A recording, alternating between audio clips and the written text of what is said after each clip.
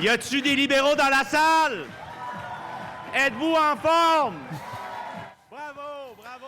Il y en avait des libéraux dans la salle en fin de semaine, autour de 400 selon le parti, qui tenaient ce qu'on appelle un conseil général. Ça se passait à Drummondville. Le menu était bien garni. Discussion sur le rapport du comité de relance du PLQ et le calendrier de la course à la chefferie. Le nouveau chef sera choisi au printemps de 2025 à Québec. Il y en a qui auraient aimé une course plus rapide l'an prochain, en 2024, plutôt qu'en 2025.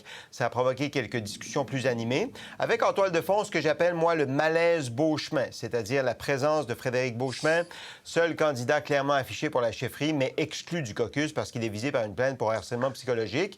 Tout ça pour dire quand même que ça faisait moins salon funéraire, le Conseil des libéraux en fin de semaine, parce que depuis des semaines et des mois, ils n'avaient pas beaucoup d'énergie. Un militant a même parlé de résurrection. Alors, voyons quelques règles de la course à la chefferie du Parti libéral. Il va falloir que celui qui se lance obtienne 750 signatures de membres en règle, dont 350 nouveaux membres. Le ticket d'entrée est fixé à 40 000 $. Donc, il faut qu'il donne 40 000 $ au parti. Et le plafond des dépenses a été limité à 400 000 $. C'était 500 000 la dernière fois pour le plafond des dépenses et 50 000 $ de ticket d'entrée la dernière fois. Écoutons quelques militants. Les militants étaient hautement majoritaires pour 24. Où ce qu'on en est aujourd'hui, c'est pas la volonté de la base, d'après moi. Moi, j'aimerais demander moi-même à la commission jeunesse, est-ce que vous avez demandé à vos jeunes ce qu'eux, ils pensent? Je voudrais que la date soit changée pour le 24 parce qu'on perd un an de président du Parti libéral au Conseil. Je ne sais pas si les gens le savent, là, mais ça ne se bouscule pas vraiment pour devenir chef du Parti libéral. Bon, Michel, 2025, prête... Moi, je commence par vous, Michel. Printemps 2025, est-ce que c'est la bonne stratégie selon vous? Bien, je pense qu'ils n'ont pas le choix. Je ne sais pas si c'est la bonne stratégie, mais c'est sûr qu'ils n'ont pas le choix. Pourquoi? Parce qu'ils n'ont pas de candidat. On le dit et redit et redit et redit. Ils ont M. Beauchemin. M. Beauchemin, on ne sait même pas s'il va être exclu ou pas du caucus. Puis je pense que M. Beauchemin, en fin de semaine, il ne s'est pas vraiment fait des amis, très franchement. Je pense pas qu'il a aidé complètement sa cause, ne serait-ce pas. Comment ça? Pourquoi? Parce qu'il y avait, c'est correct, il y a ses partisans qui sont majoritairement très jeunes, mais on le sait, M. Beauchemin voulait une course hâtive. Hein? Lui, il veut que ça soit réglé rapidement, puis il est tout seul. Fait qu'il se dit, je veux... Puis il a double discours. Il dit, je veux pas de couronnement, mais je veux une course rapide. Alors, ça ressemble à un couronnement. Qu'est-ce qu'il veut? Il veut être chef du Parti libéral du Québec, puis il aspire à être premier ministre, malheureusement, avec très, très, très peu d'expérience. Et on a vu plusieurs de ses actions qui le démontrent. Donc, pour revenir au Parti libéral, il reste que ceux qui sont à l'exécutif du parti, mais même une bonne majorité de militants disent « on ne veut pas rejouer dans le film de Dominique Anglade, on aimerait ça avoir une course, mais il n'y a pas de candidat. » Donc, avec ce document, ce rapport remis par André Pratt et Mme Nika Côté... Madoua Nika Cadet. Nika Cadet. Donc, on espère vraiment intéresser de possibles candidats. Et avec ce document-là, je n'ai pas de doute que ça doit certainement s'activer pour essayer d'identifier des gens qui sentiraient une base de discussion, une base d'identité de ce parti, une base pour construire un certain avenir et espère donc intéresser des gens. Et c'est pour ça que le parti a décidé unilatéralement de fixer la course en 2025. Alors, c'est probablement sage de le faire de cette façon-là aussi. Le chef, par intérim, Marc Tanguay, va même jusqu'à dire que le téléphone sonne, que des gens s'intéressent, semble-t-il. Je pense qu'on a un extrait de M. Tanguay en entrevue. On va l'écouter. Des gens sont en réflexion. Moi, M. Masbourian, je peux vous confirmer que le téléphone sonne. Je vais aller prendre des cafés. Ça veut dire quoi, ça, le téléphone sonne? Ça veut dire que les gens veulent savoir, veulent nous rencontrer, veulent avoir de l'information sur le parti, comment ça fonctionne. Penses-tu que ça pourrait être intéressant pour moi? Des gens sont en réflexion, je vous le confirme ce matin. OK, Michel, vous vouliez ajouter quelque chose? Oui, je veux juste terminer en disant, par contre, on espère quelqu'un qui a une certaine expérience. Parce que là, 2025, le seul bémol que j'apporterais, j'en parlais la semaine dernière, qui va porter le ballon du rapport Pratt? Qui va s'en faire le porte-parole pour justement s'assurer qu'effectivement la reconstruction va dans le bon sens? C'est le bémol que j'ai parce que on doute un peu de la capacité de M. Tanguay de pouvoir mener cette étape-là. Et vous n'êtes pas seul. Parce que moi, les militants, ils m'ont chauffé les oreilles un peu avec ça en fin de semaine en me disant, là, on a fait notre travail. André Pratt, Mme Cadet ont fait leur travail. Là, ça prend des gens qui font vivre le rapport et qui l'appliquent dans la vie de tous les jours, notamment de l'autre côté ici à l'Assemblée nationale. OK, Jean-François, 2025, vous voyez ça comment? Alors, écoutez, moi d'abord, c'était la plus grosse décision que le parti devait prendre après la publication du rapport. On l'a dit la semaine dernière, c'est la première fois depuis longtemps que le Parti libéral avait des journées positives, des choses sympathiques ont été dites sur le rapport. Et là, il fallait qu'ils choisissent. Plutôt que d'avoir un vote, un débat et un vote pour décider est-ce que c'est 2024 ou c'est 2025, la décision a été imposée par l'exécutif au Conseil général et les gens n'ont pas pu se compter et n'ont pas pu résoudre le problème en disant ben c'est 50 + 1, c'est une majorité claire, donc c'est quel que soit le résultat. Donc on ne le sait pas. On a entendu quelqu'un dire la majorité des jeunes étaient pour 24, l'autre dire la majorité des militants étaient pour 24. Je vous ai parlé ce matin, puis vous me disiez ben dans la salle, c'était pas si clair que ça, c'était peut-être 25 qui allaient gagner. Mais puisqu'on ne le sait pas, je pense que c'est une faute politique du Parti libéral de faire en sorte qu'on débatte de savoir si oui ou non il y a consensus sur l'événement le plus important dans l'avenir immédiat du parti. Maintenant, sur le choix de la date, le risque, moi je suis d'accord qu'il ne le fasse pas en 2023. L'élection était en 2022, hein? Donc il y a déjà un an qui s'est déroulé depuis la dernière élection. 2024, ben, je me dis, peut-être à l'automne 24, ça donnerait 1 an au nouveau chef pour se faire connaître, faire ses preuves, monter son organisation. Là, je trouve que début 25, ou est-ce qu'on a la date exacte? Printemps. Donc, ce qu'on nous dit, le printemps, c'est quoi? C'est du 21 mars au 21 juin, quelque chose du genre? Ben oui, c'est ça. Mais je trouve ça tard. Je trouve ça tard. C'est au plus vite en avril. Bon, je trouve ça tard. C'est sûr que la campagne va commencer probablement en janvier, donc on va commencer à connaître les candidats, mais une fois que le chef est là, il doit désigner son directeur général, trouver ses candidats. Il y a des candidats qui vont venir selon qui est le chef aussi. Bon, pas sûr qu'André Pratt, il nous a dit qu'il réfléchissait, là, il évolue. Bon, ça, c'est une bonne nouvelle pour le parti.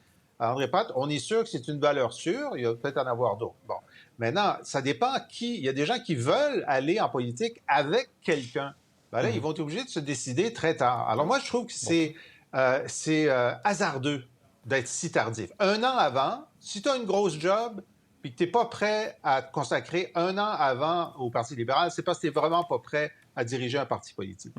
Il y en avait qui faisaient le calcul. Il y a des élections municipales en 2025 et fédérales, si tout va bien ou selon ce qui est convenu, ce qui permettrait donc à des gens qui sont actuellement impliqués dans le municipal ou au fédéral de laisser leur poste pour se lancer dans une course en 2025 au PLQ. Vous voyez donc le genre de calcul qu'on fait. Françoise, vous êtes de l'école 2024 ou 2025? Bien, j'arrête juste sur votre calcul. Là, s'il y a des élections en 2025 pour les municipalités, au fédéral, ça va être en octobre. Au municipal, ça va être en novembre. Alors, si on a une course à la chefferie, peut-être pour des candidats en 2026... Il faudrait qu'ils quittent leur poste ou qu'ils s'annoncent 1 an avant les échéances électorales. Ça me dit quoi poser comme question aux prochains candidats comme conseillers municipaux ou députés fédéraux, à savoir s'ils ont l'intention de finir leur mandat ou bien ils regardent du côté du Parti libéral du Québec. Mais tout ça, c'est intéressant. Ça montre que le Parti libéral du Québec, tout d'un coup, est plus une note de bas de page. Et c'est ça que le Parti libéral du Québec a besoin, et c'est ce qu'on dit depuis un bout de temps. Il y a besoin qu'on parle de lui. Puis regardez, ça fait 2 belles émissions là, qu'on fait où on parle de long en large. Mais est-ce que c'est l'espace d'une fin de semaine, Françoise? Est-ce que c'est l'espace d'une fin de semaine ou la semaine prochaine, on va continuer d'en parler? Bien là, ça leur appartient. C'est à eux de faire leur travail. Si c'est vrai que le téléphone sonne autant, en passant, moi, j'ai des petits doutes là-dessus, mais c'est la phrase classique. C'est pas qui le fait sonner le téléphone. Est-ce que c'est M. Tanguay qui appelle du monde ou c'est du monde qui appelle M. Tanguay? quand je vous dis là, que les politiciens, leur phrase préférée, c'est de dire « Hey, tout le monde m'accroche pour me dire « Lance-toi, vas-y ». Règle générale, c'est ton petit cercle autour de toi, c'est 1 ou 2 personnes si t'es chanceux. C'est bien rare qu'une grosse foule là, qui t'appelle. Puis, alors, il faut prendre ça avec un grain de sel, mais ça fait partie de la rhétorique à sortir.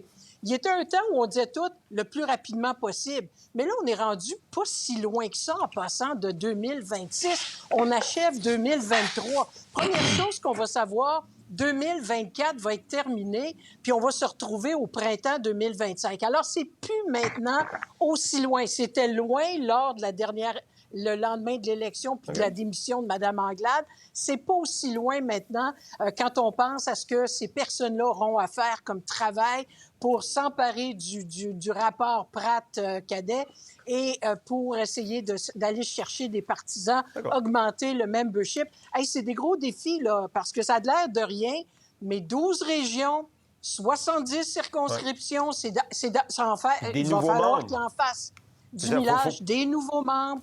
Alors, tout ça mis ensemble, là, ça se fait pas en criant lapin. Et puis, je suis certain qu'il y en a qui regardent du côté pour voir si le Parti libéral monte un petit peu. Puis s'il monte un petit peu, bien, ça aussi, c'est bien plus intéressant que n'importe quoi d'autre s'ils pensent qu'ils ont une chance.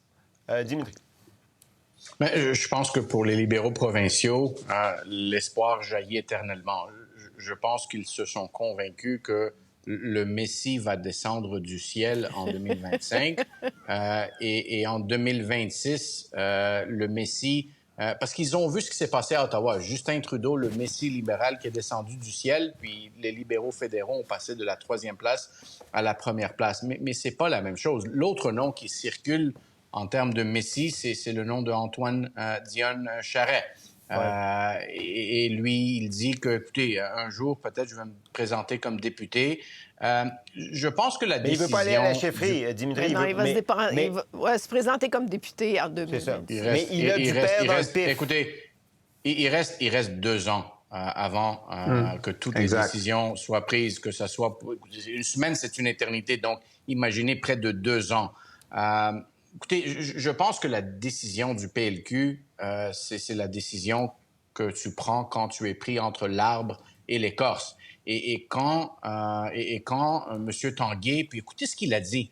Non, mais écoutez ce qu'il a dit à Patrick Masbourian ce matin. Il a dit « Des gens appellent pour en savoir plus sur le parti et de demander comment ça fonctionne. » Non, mais j'appelle un commerçant pour lui demander « Dites-moi ce que vous faites, puis comment ça fonctionne, votre patente. » Le prochain chef, c'est pas de faire des études, là. C'est quoi le Parti libéral du Québec, puis ça veut dire quoi être chef. Ils ont besoin d'un chef qui, dès le jour 1, va savoir quoi faire. Et je dirais la chose suivante. Étant donné qu'ils ont décidé de passer leur tour pour 2026 potentiellement, il va falloir qu'ils se disent la chose suivante, les libéraux provinciaux. Tout ce que le prochain chef doit faire, c'est mieux que le pire résultat depuis la Confédération, c'est-à-dire augmenter leur siège pour l'élection de 2026 et donner une deuxième chance à celui ou à celle qui va devenir chef du parti en 2025. Et l'autre chose que je dirais là-dessus, c'est peut-être qu'ils ont toujours espoir pour Mme Marois Risky, pour lui donner une couple d'années. Ils sont en train de mettre 1001 si. S'il y a des élections municipales, s'il y a une élection fédérale, si Marois Risky change d'avis, si le Messie descend du ciel et qui prend charge et qui va... Donc, il y a beaucoup de si dans tout ce qu'ils disent. Allume ta chandelle, chum. La chandelle, oui, on vient avec la chandelle. Mais il y a une certitude, ils veulent une course. Ils veulent qu'il y ait plus qu'un candidat. Ils ne veulent pas revivre le scénario Dominique Anglade de la dernière fois. Pour voir nos émissions en entier, rendez-vous sur la chaîne ICI RDI.